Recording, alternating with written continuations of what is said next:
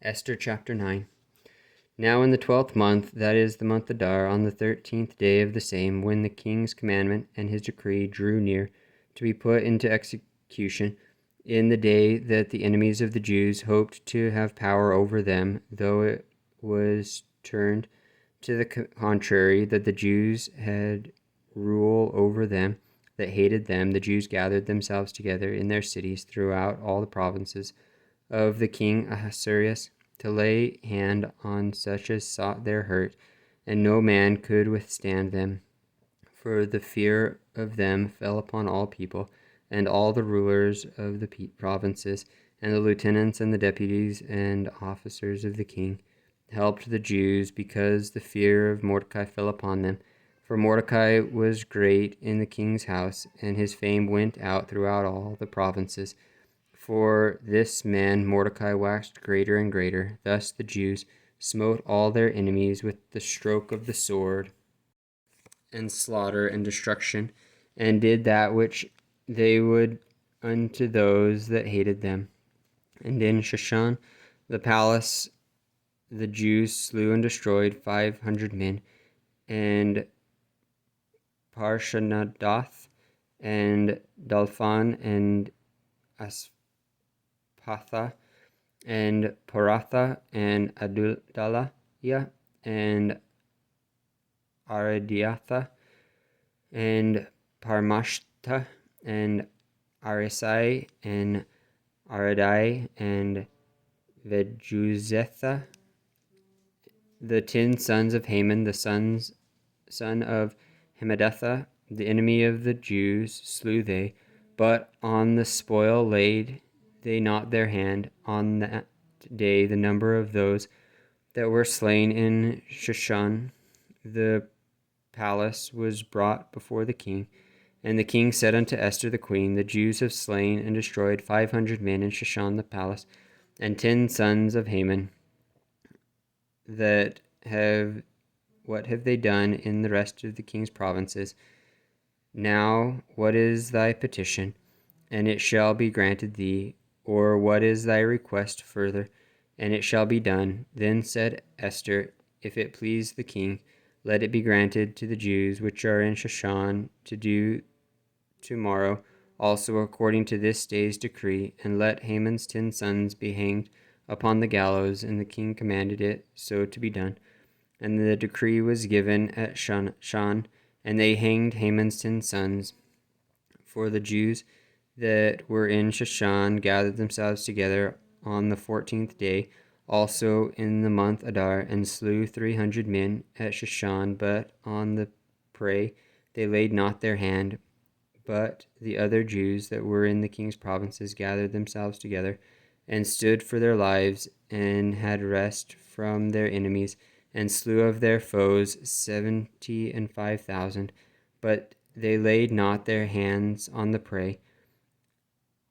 On the 13th day of the month Adar, and on the 14th day of the same, rested they, and made it a day of feasting and gladness. But the Jews that were at Shushan assembled themselves on the 13th day thereof, and on the 14th thereof, and on the 15th day of the same they rested, and made it a day of feasting and gladness.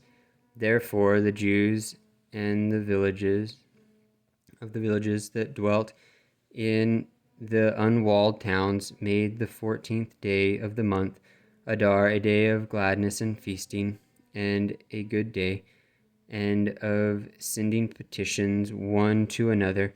And Mordecai wrote these things, and sent letters unto all the Jews that were in all the provinces of the king Ahasuerus, both nigh and far, to establish this among them, that they should keep the 14th day of the month Adar, and the 15th day of the same yearly, as the days wherein the Jews rested from their enemies, and the month which they turned unto them from sorrow to joy, and from mourning into a good day, that they should make them days of feasting and joy, and of sending portions one to another, and gifts to the poor, And the Jews undertook to do as they had begun, and as Mordecai had written unto them, because Haman the son of Hammedatha the Agite, the enemy of all the Jews, had devised against the Jews to destroy them,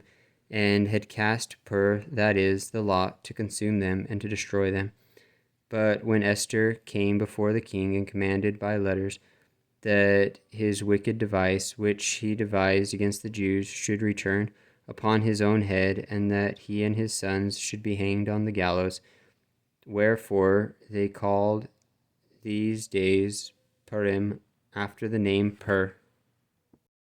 Therefore, for all the words of this letter, and for that which they had seen concerning this matter, and which had come unto them, the Jews ordained and took upon them and upon their seed, and upon all such as joined themselves unto them, so as it should not fail, that they would keep these 2 days according to their writing, and according to their appointed time every year, and that these days should be remembered and kept throughout every generation, every family, every province, and every city, and that these days of Purim should not fail from among the Jews, nor the memorial of them perish from their seed.